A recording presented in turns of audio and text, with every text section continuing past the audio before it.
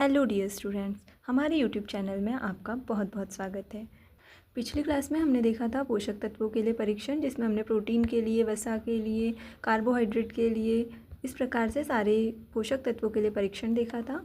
आज हमारा टॉपिक है विभिन्न पोषक हमारे शरीर के लिए क्या करते हैं। आज हम इसे जानेंगे कि जितने भी पोषक तत्व होते हैं ये हमारे शरीर के लिए क्या काम करते हैं। कार्बोहाइड्रेट मुख्य रूप से हमारे शरीर को ऊर्जा प्रदान करता है। वसा से भी हमें ऊर्जा मिलती है। वास्तविकता यह है कि कार्बोहाइड्रेट की तुलना में वसा की समान मात्रा से भी हमें अधिक ऊर्जा प्राप्त होती है। आपने देखा था कि जो कार्बोहाइड्रेट है वो हमारे शरीर को ऊर्जा प्रदान करता है, वसा से भी हमें ऊर्जा मिलती है।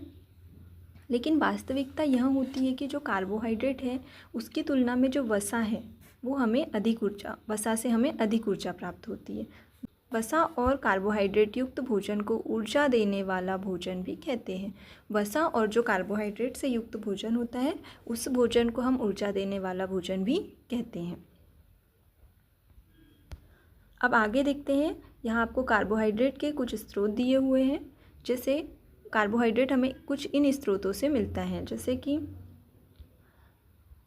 जैसे पपीता, गन्ना, आलू, शकरकंद, गेहूँ, चावल, बाजरा, मक्का, आम, तरबूज, तो से हमें कार्बोहाइड्रेट अच्छी तरह से मिलता है। इसके अतिरिक्त आप देखेंगे मूंगफली, तिल, गिरी। वसा के कुछ स्रोत में पादप स्रोत और जंतु स्रोत होते हैं।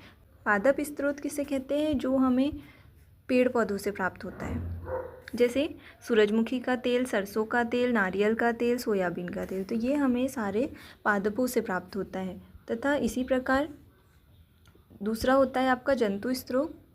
जंतु स्रोत जो हमें जीव जंतुओं से प्राप्त होता है, जैसे मछली, मांस, अंडे, मक्खन, दूध, ये सारे हमें किससे प्राप्त होते हैं?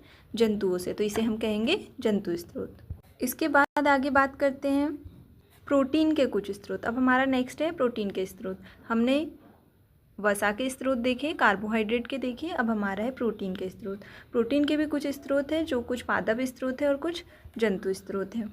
अब आप पादप स्रोत में देखेंगे, पादप स्रोत होते हैं मटर, सोयाबीन, राजमा, तुअर दाल, मूंग, चना। ये सारे हमें किससे मिलते हैं? पौधों से मिलते हैं। इसी प्रकार जंतुओं से जो मिलते हैं उसमें दूध, मछली, पनीर, मांस, अंडे, ये सारे हमें जंतुओं से प्राप्त होते हैं। तो ये हमारे हो गए जंतु स्रोत। आगे बढ़ते हैं। प्रोटीन की आवश्यकता शरीर की वृद्धि तथा स्वस्थ रहने के लिए होती है। प्रोटीन युक्त भोजन को प्रायः शरीर वर्धक भोजन कहते हैं।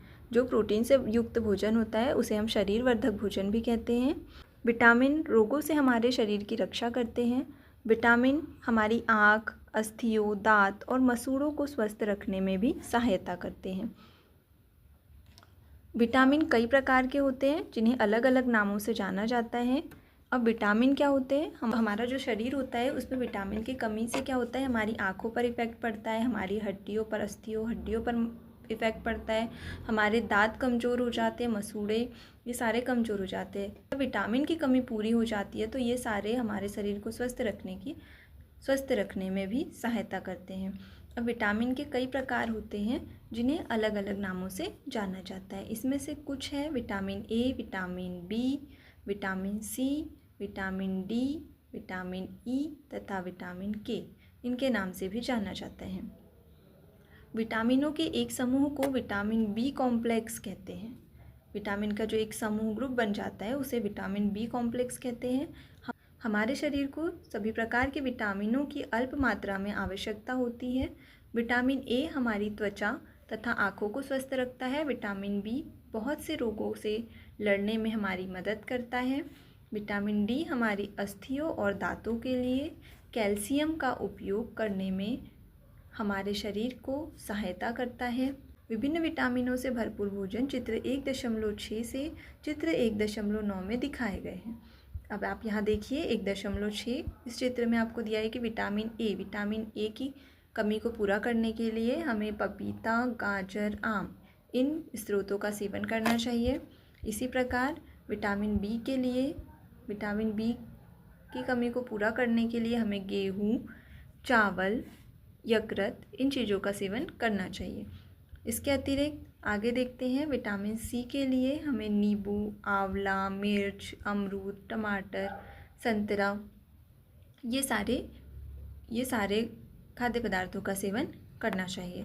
अगले हम आगे आते हैं, विटामिन डी के कुछ स्रोत दिए हैं जिसमें आपको विटामिन डी मिलता है मछली से और अंडे से, दूध, मक्खन, इन सारी चीज़ों से हमें क्या मिलता है, विटामिन डी। तो ये सारे किसके स्रोत हो गए, विटामिन के स्रोत हो गए। अब हम आगे देखते हैं, हमारा शरीर भी सूर्य के प्रकाश की उपस्थिति से विटामिन डी बनाता है। अगर हमें विटामिन डी की कमी है तो हम सूर्य के प्रकाश की उपस्थिति से भी विटामिन डी प्राप्त कर सकते हैं। इन दिनों कोई भी सूर्य के प्रकाश में नहीं रह पाता, जिससे लोगों में इसकी कमी हो जाती है। आजकल क्या करते हैं, सभी लोग अपने काम में इतने व्यस्त हो गए, इतने बिजी हो गए कि उनके पास इतना भी टाइम नहीं होता है कि वह सूर्य के प्रकाश में बैठ पाए, जिससे लोगों में विटामिन डी की कमी हो जाती है। हमारे शरीर को खनिज लवणों की आवश्यकता अल्प मात्रा में होती है। शरीर के उचित विकास तथा अच्छे स्वास्थ्य के लिए प्रत्येक खनिज लवण आवश्यक है। हमारे शरीर को खनिज लवणों की बहुत आवश्यकता होती है। विभिन्न खनिज लवणों के कुछ स्रोत को चित्र 1.10 में दर्शाया गया है। अब हम बात करते हैं चित्र 1.10 कहाँ दिया हुआ है। ये हम देखते हैं, सबसे पहले हैं आयोडीन के कुछ स्रोत, पालक, अदरक। इसके बाद बात करते हैं फास्फोरस के कुछ स्रोत, जिसमें आपके पास दूध और केले हैं। बात करते हैं लोह के कुछ स्रोत, जिसमें हरी सब्जियां, फल हैं। कैल्शियम के कुछ स्रोत, दूध और अंडे हैं। तो ये सारे हमारे हो गए खनिज लवणों के स्रोत। तो स्टूडेंट्स, यहाँ तक आपको समझ आ गया होगा। अब बात करते हैं हम आगे। अधिकांश खाद्य पदार्थों में एक से अधिक पोषक होते हैं। आपने भी सारणी 1.2 में प्रेक्षणों को लिखते समय इस बात को अवश्य देखा होगा। आपको याद होगा कि हमने आपको होमवर्क के लिए 1.2 में प्रेक्षणों को लिखने के लिए दिया था, जहां आपको देखकर यह पता चला होगा कि हर खाद्य पदार्थ में अधिक से अधिक पोषक तत्व होते हैं। फिर भी किसी कच्ची सामग्री में एक निश्चित पोषक तत्व की मात्रा दूसरे पोषकों की मात्रा से अधिक हो सकती है। उदाहरण के लिए चावल में कार्बोहाइड्रेट की मात्रा दूसरे पोषकों से अधिक होती है। इस आधार पर हम यह कह सकते हैं कि चावल कार्बोहाइड्रेट समृद्ध भोजन है, मतलब चावल में कार्बोहाइड्रेट पाया जाता है। इन पोषकों के अलावा हमारे शरीर को आहारी रेशों तथा जल की भी आवश्यकता होती है। आहारी रेशे रुक्षांश के नाम से भी जाने जाते हैं। अब रुक्षांश क्या होता है कि जब भी हम कोई खाना खाते, कोई भी खाद्य पदार्थ खाते हैं, जब भी हम किसी खाद्य पदार्थ का सेवन करते हैं तो वह हमारे शरीर में पाचन तंत्र में जाकर वह अमीनो अम्ल या ग्लूकोज का रूप ले लेता है। तो जिसके माध्यम से हम जो भी खाद्य पदार्थ, जो भी खाना भोजन करते हैं, उसे पचाने में यह बहुत सहायता करता है। रुक्षांश के मुख्य स्रोत साबुत खाद्यान्न, दाल, आलू, ताजे फल और सब्जियां हैं। रुक्षांश हमारे शरीर को कोई पोषक प्रदान नहीं करते हैं, फिर भी यह हमारे भोजन का आवश्यक अवयव है और इसका आयतन बढ़ा देते हैं। रुक्षांश बिना पचे भोजन को बाहर निकालने में हमारे शरीर की सहायता करता है। जल भोजन में उपस्थित पोषकों को अवशोषित करने में हमारे शरीर की सहायता करता है। मतलब जल भी हमारे शरीर के लिए बहुत आवश्यक है। यह कुछ अपशिष्ट पदार्थों जैसे कि मूत्र तथा पसीने को शरीर से बाहर निकालने में सहायता करता है। सामान्यतः हमारे शरीर को जितने जल की आवश्यकता होती है वह हमें उन वस्तुओं से प्राप्त होता है जिन्हें हम द्रव रूप में लेते हैं, जैसे कि जल, दूध और चाय आदि। इसके अतिरिक्त हम जो भी भोजन पकाते हैं उसमें भी पानी का प्रयोग किया जाता है।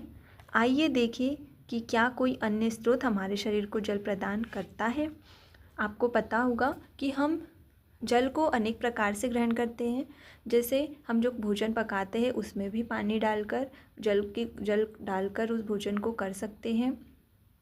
हम दूध पीते हैं, चाय पीते हैं या कोई भी पेय पदार्थ जो होता है द्रव के रूप में हम लेते हैं, उसके माध्यम से भी हमारे शरीर में जल जाता रहता है। अब हम आगे देखेंगे कि क्या हम और किसी स्रोत से भी जल को ग्रहण कर सकते हैं। तो आपके पास एक क्रियाकलाप दी हुई है, क्रियाकलाप नंबर 3। आपको इसमें क्या करना है, एक टमाटर अथवा नींबू जैसा कोई फल ले, इसे छोटे छोटे हिस्सों में काट ले। क्या ऐसा करते समय आपके हाथ गीले होते हैं? ये आपको करके देखना है।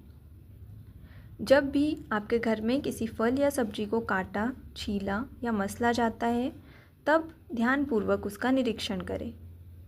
क्या ऐसा करते समय आपको किसी ऐसे ताज़े फल या सब्जी के बारे में पता चलता है जिसमें पानी की मात्रा नहीं होती?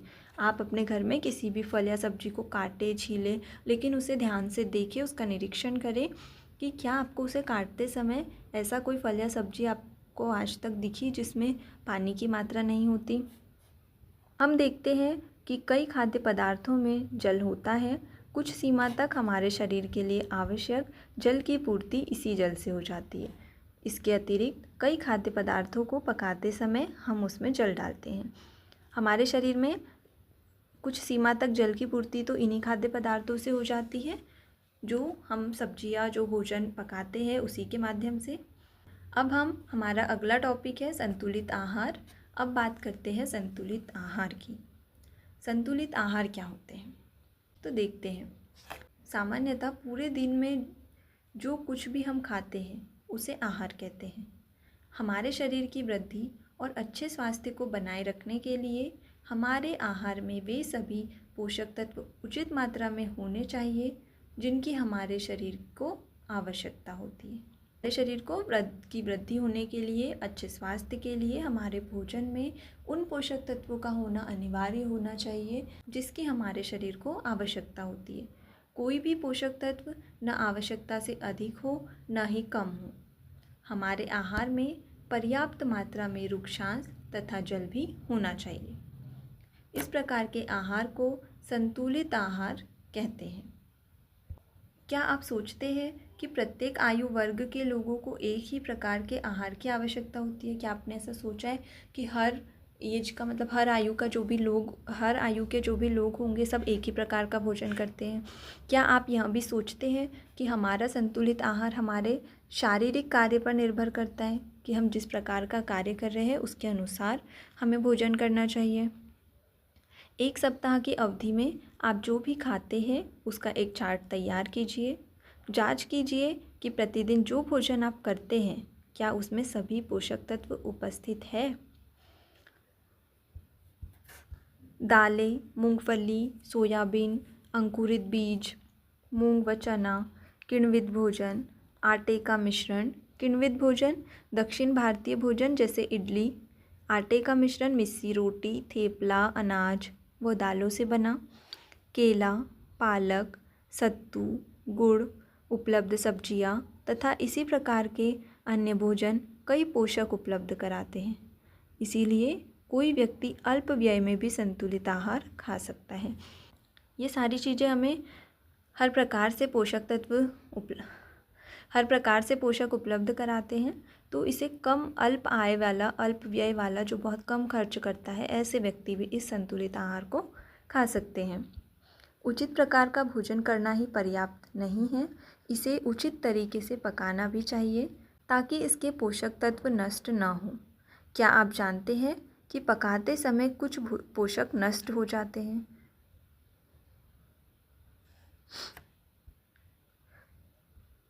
अब ये फिर पहेली कह रही है। पहेली यह जानने के लिए उत्सुक है कि क्या जंतुओं के भोजन में भी ये सभी अवयव होते हैं और क्या उन्हें भी संतुलित भोजन की आवश्यकता होती है? अब इसके बारे में पढ़ेंगे। छिलका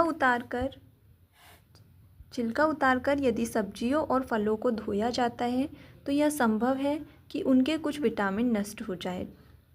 सब्जियों और फलों की त्वचा में कई महत्वपूर्ण विटामिन तथा खनिज लवण होते हैं। जैसे आप देखते होंगे, हम कई फलों को, सब्जियों को छिलका हटाने के बाद पकाते हैं या खाते हैं, तो उससे क्या होता है कि उसके अंदर कई विटामिन वैसे ही नष्ट हो जाते हैं। कुछ खनिज लवण होते हैं वो भी वैसे ही नष्ट हो जाते हैं। चावल और दालों को बार बार धोने से उसमें उपस्थित विटामिन और खनिज लवण अलग हो जाते हैं।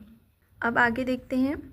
हम सभी जानते हैं कि पकाने से भोजन का स्वाद बढ़ता है तथा इसे पचाने में आसानी होती है। अगर भोजन अच्छी तरह पका हुआ हो तो ये हमारे शरीर को पचाने में भी बहुत आसान हो जाता है। इसके साथ साथ पकाने में कुछ पोषक तत्वों की हानि भी हो सकती है। यदि भोजन पकाने में अत्यधिक जल का उपयोग किया जाता है और बाद में उसे फेंक दिया जाता है तो कई लाभदायक प्रोटीन तथा खनिज लवणों की हानि हो सकती है, क्योंकि जब हम उसे धोते हैं तो उसके अंदर का जो विटामिन है वो बाहर निकल जाता है, जिसके कारण हमारे लिए उस भोजन में से खनिज लवणों की हानि हो जाती है। पकाने में विटामिन सी आसानी से गर्मी से नष्ट हो जाता है।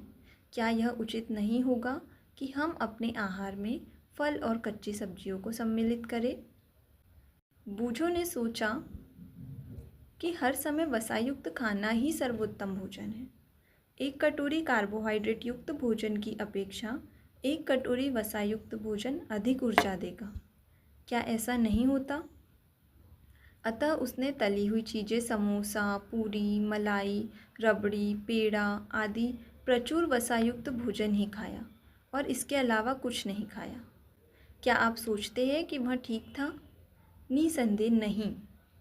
बूझो क्या कह रहा है कि अगर हम एक कटोरी कार्बोहाइड्रेट का भोजन करने की जगह हम एक कटोरी वसा से युक्त भोजन करें तो क्या यह हमारे लिए अच्छा होगा? तो यह बिल्कुल नहीं होगा।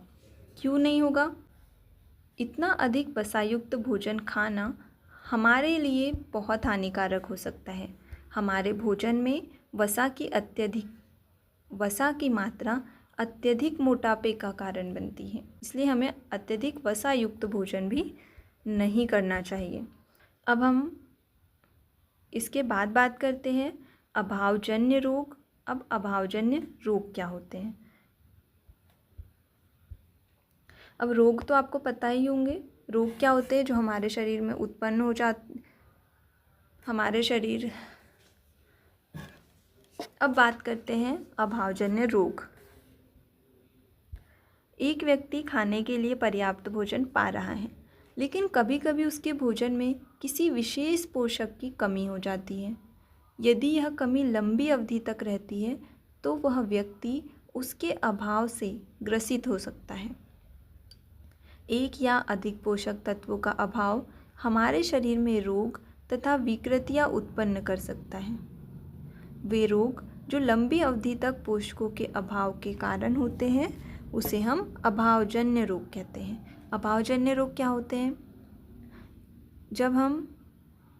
जब हम कोई भोजन करते हैं और उस भोजन में किसी पोषक तत्व की कमी होती है और लगातार यह लंबे समय तक चलता रहे तो उस पोषक तत्व की कमी से हमारे शरीर में रोग उत्पन्न हो जाते हैं। तो इन्हें ही क्या कहते हैं? अभावजन्य रोग कहते हैं। यदि कोई व्यक्ति अपने भोजन में पर्याप्त प्रोटीन नहीं ले रहा है तो उसे कुछ रोग हो सकते हैं, जैसे वृद्धि का अवरुद्ध होना, उसके शरीर की वृद्धि नहीं होगी, चेहरे पर सूजन, बालों के रंग का उड़ना, त्वचा से संबंधित बीमारियां, पेचिश आदि। यदि प्रोटीन तथा कार्बोहाइड्रेट दोनों ही किसी व्यक्ति के आहार से एक लंबे समय तक अनुपस्थित रहे तो उसकी वृद्धि पूरी तरह से अवरुद्ध हो जाएगी, पूरी तरह से रुक जाएगी। ऐसा व्यक्ति बहुत दुबला पतला हो जाएगा, वह इतना दुर्बल हो जाएगा कि चलने में भी असमर्थ होगा। मतलब हमारे शरीर को सारे पोषक तत्वों की ज़रूरत होती है और किसी भी पोषक तत्व को अधिक मात्रा में भी नहीं लेना चाहिए, सभी की एक नियमित मात्रा होनी चाहिए। विभिन्न विटामिनों और खनिज लवणों के अभाव से विभिन्न रोग तथा विकृतियां हो सकती हैं। इनमें से कुछ सारणी 1.3 में दर्शाए गए हैं। अब हम सारणी में देखते हैं। ये आपकी सारणी 1.3 विटामिन और खनिज लवणों के अभाव के कारण होने वाले कुछ रोग और विकार। यह आपको परीक्षा की दृष्टि से इम्पॉर्टेंट टॉपिक है, ये आपको याद कर लेना है। विटामिन ए, जिससे रोग उत्पन्न होता है क्षीणता, दृष्टिहीनता का, जिसके लक्षण होते हैं कमज़ोर दृष्टि, अंधेरे में कम दिखाई देना, कभी कभी पूरी तरह से दिखाई देना बंद हो जाना। अगला है हमारा विटामिन B1। इससे रोग होता है बेरी। इसके लक्षण हैं दुर्बल पेशियाँ और काम करने में ऊर्जा में कमी। अगला है विटामिन C। स्कर्वी रोग, मसूड़ों से खून निकलना, घाव भरने में अधिक समय लगना। अगला है विटामिन D, जिससे रिकेट्स रोग, अस्थियों का मुलायम होकर मुड़ जाना। कैल्शियम की कमी से होता है अस्थियाँ और दंत क्षय, हड्डियाँ और दांतों का। लक्षण है कमजोर अस्थियाँ, दंत क्षय, दांतों का टूटना। आयोडीन की कमी से होता है घेंगा रोग, जिसे गाइटर भी कहते हैं। इससे गर्दन की ग्रंथि का फूल जाना, बच्चों में मानसिक विकलांगता। लोह की कमी से होता है अरक्तता और लक्षण होता है इसका कमजोरी। ये हमने कुछ विटामिन और खनिज लवणों के अभाव के कारण कुछ रोग होते हैं उन्हें देखा। अब बात करते हैं सभी अभावजन्य रोगों की रोकथाम संतुलित आहार लेने से की जा सकती है। इस अध्याय में हमने स्वयं से यह जानने की कोशिश की कि विभिन्न क्षेत्रों के भोजन में इतनी अधिक विविधता होते हुए भी आहार में पोषक तत्वों का वितरण सामान्य हो। यह वितरण हमारे भोजन में आवश्यक पोषक तत्वों की उपस्थिति सुनिश्चित करता है। मतलब हम किसी भी क्षेत्र में हो, लेकिन भोजन में इतने पोषक तत्व होना चाहिए जो हमारे शरीर के लिए ज़रूरी होते हैं। बात करते हैं आगे। यहाँ आपको कुछ प्रमुख शब्द दिए हुए हैं जो आपने अभी तक इस चैप्टर में पढ़े, जिसमें हमने क्या क्या पढ़ा। संतुलित आहार, बेरी, कार्बोहाइड्रेट, ऊर्जा, वसा, खनिज, पोषक, प्रोटीन, रुक्षांश, स्कर्वी, मंड और विटामिन। ये आपको एक दिया हुआ है, एक लोगो दिया हुआ है। ये एक लोगो दिया हुआ है। क्या है यह FSSAI मानकों के अनुसार दृढ़ीकृत खाद्य पदार्थों का लोगो है। खाद्य पदार्थों के सुदृढ़ीकरण से अभिप्राय है कि मुख्य भोजन जैसे चावल, गेहूँ, तेल, दूध और नमक में प्रमुख विटामिनों और खनिजों को मिलाकर उसके पोषक तत्वों को उत्तम बनाना है। इस अध्याय का यहाँ सारांश दिया हुआ है जिसे आपको पढ़ना है। जो कुछ हमने इस अध्याय में पढ़ा उसके बारे में, उसमें से कुछ इम्पॉर्टेंट फैक्ट्स हैं जो आपको यहाँ दिए हुए हैं, या आपको पढ़ने हैं। यहाँ पर आज आपका विज्ञान विषय का अध्याय 1 समाप्त होता है। अगर आपको वीडियो पसंद आया हो तो आप जल्दी से चैनल को सब्सक्राइब कर दीजिए, और अगर आपको इस अध्याय से रिलेटेड कोई भी डाउट है तो आप उसे कमेंट बॉक्स में जाकर बता सकते हो। इसके बाद हम मिलेंगे अगले अध्याय में। तब तक के लिए थैंक यू।